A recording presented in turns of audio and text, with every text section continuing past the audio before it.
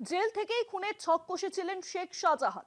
সরবেরিয়ায় ভোলানাথ ঘোষ সরাসরি এই অভিযোগই কিন্তু তুলেছেন। ভোলানাথ বলেছেন, ট্রাক চালক আলিমকে তিনি নিজের চোখে দেখেছেন। আলিম শাহজাহানেরই লোক। আর এই ঘটনায় ঘোলা জলে মাছ ধরতে নেমেছে বিজেপি। কিন্তু সন্দেশখালীর সাক্ষী কাণ্ডে গ্রেপ্তারি এখনো শূন্য। ট্রাক চালক থেকে মূল অভিযুক্ত মোসালেম শেখ এখনো কেউ ধরা পড়েনি। সন্দেশখালীর ন্যাজাটে বুধবারের ভয়াবহ দুর্ঘটনার দুদিন পরেও গ্রেপ্তার হয়নি কেউ। ন্যাজাট থানায় ভোলা ঘোষের অভিযোগপত্রে চাঞ্চল্যকর দাবি। অভিযোগ এটা কোনো দুর্ঘটনা নয়, পূর্ব পরিকল্পিত খুনের চেষ্টা। ভোলানাথ জানান, স্ত্রী তসলিমা বিবিকে জেল থেকে ফোন করে খুনের ছক, খুনের ষড়যন্ত্র করে শেখ শাহজাহান। দুর্ঘটনার দিন প্রথম থেকে একটি বাইক ফলো করছিল। WB65D/3284 এই নাম্বারের লরি আমাদের গাড়িকে ধাক্কা মারে।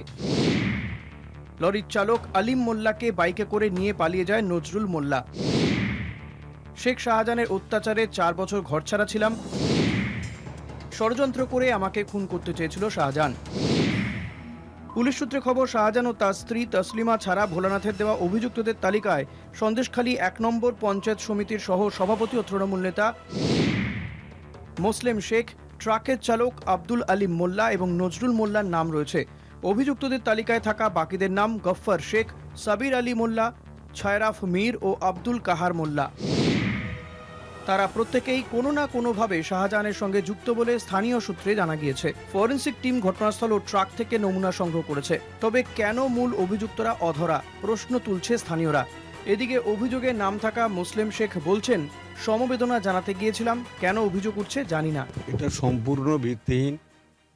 এই কথাটা যে রটাচ্ছে যে আমরা পরিকল্পিতভাবে এইসব যে অ্যাক্সিডেন্ট করিয়েছি, এটা সম্পূর্ণ ভিত্তিহীন। সবচেয়ে বড় কথা, রোডে একটা অ্যাক্সিডেন্ট ঘটেছে, 2টো বাচ্চা মারা গেছে।